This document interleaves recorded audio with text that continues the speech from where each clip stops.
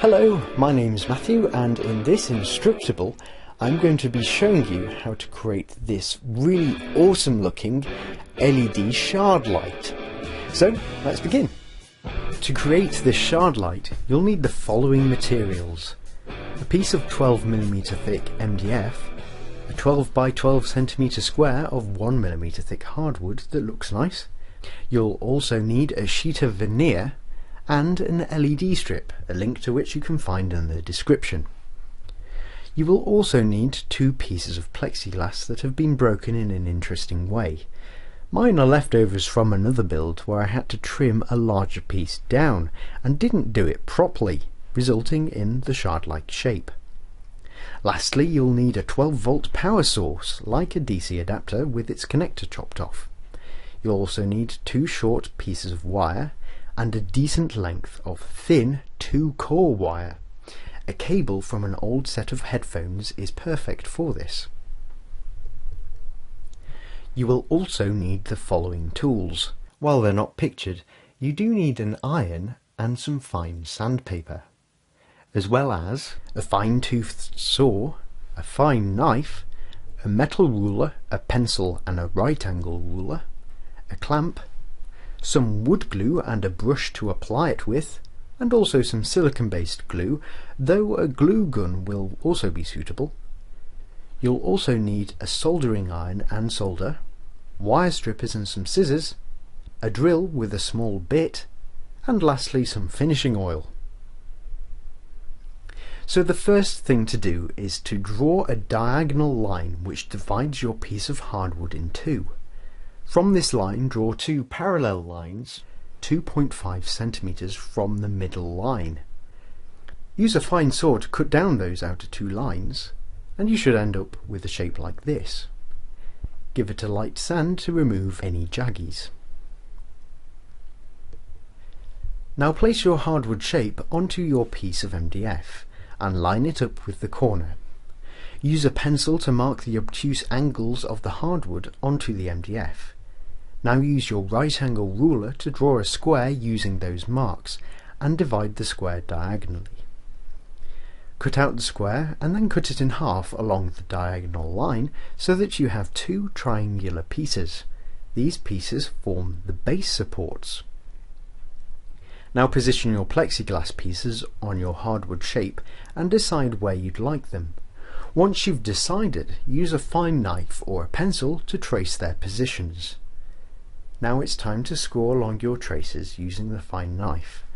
What you need to do is clamp a ruler down onto the hardwood shape, being careful to position the ruler's edge along one of the traces you made earlier. You may also want to put some scrap wood underneath so that you don't mark the surface underneath. Take extra care not to slip and don't overshoot the edges of your traces. Once you're sure that you've cut through the wood, release the clamp and move the ruler to the next trace. Once you've done the two long edges, carefully bridge them using the knife. You can now push out the wood and be left with a slot for your plexiglass. Use the knife to tidy up any edges that need it. Follow the same procedure for the second slot. Now use some wood glue to stick the supports to the hardwood. Using a clamp is recommended to lightly hold the pieces in place whilst it dries. Next, cut two lengths of MDF to fill the sides in and glue them in place. Now it's time to cut some veneer for the sides. Usually you can cut veneer with a fine knife and a ruler, but because my veneer had strong grain, cutting it with a knife resulted in a poor jagged edge. So if you experience the same problem, use a sharp kitchen knife that has a slight curve instead. Push down hard and rock it back and forth to make the cut. It still won't be perfect, but it'll be good enough. Regardless of whether you use a fine knife or a kitchen knife, make sure that you cut your veneer slightly larger than it needs to be so that it will overlap the edges. This means that it will have a nice gapless finish once you sand it down. Once you've cut your veneer, use a knife to score the veneer into sections which correspond to the corners on your base. You don't want to cut through it entirely, but just enough so that it will bend easily at those points. After making sure that they fit properly, coat the insides with wood glue and make sure that the edges in particular are well coated. Once done, leave them to dry for an hour or two, but don't leave them longer than 4 hours. So after they've dried, carefully position the veneer onto the base. Now use your iron, with no water in it, and carefully iron over the veneer. This melts the semi-dried glue and sticks the veneer down nicely. Make sure that the edges are well stuck and be careful not to burn yourself.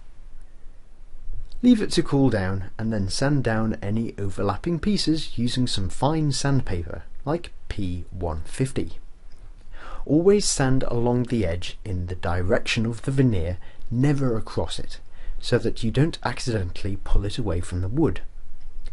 Spend a fair amount of time sanding so that you get nice smooth edges that blend together nicely. Once you've done, you can begin adding some finishing oil, which makes the wood glossy. Don't put too much on at a time, and you'll need to give it at least 5 coats to get it to be shiny. Leave each coat to dry for at least 5 hours before adding the next. Now it's time to work on the LEDs, and the first thing to do is to cut the strip into 2 sets of 3. Because of the way the strips are designed, you can do this and have 2 fully functional mini strips that still run off 12 volts. Always make sure that you cut along the designated lines in between the copper pads. Turn on your soldering iron, and whilst it's warming up, prepare your wires by exposing their ends using wire strippers. Add some solder to these ends and also add some to the pads on the strips. Now solder your wires to these pads. The polarity is marked, so I'm going to use the dark wire for the negative side and the red wire for the positive side. Cut the wires shorter and again prepare them by stripping the ends off and adding some solder. Then solder the wires to the second strip. Make sure that you keep the polarity correct. Now prepare your 2-core wire by again stripping it and adding solder.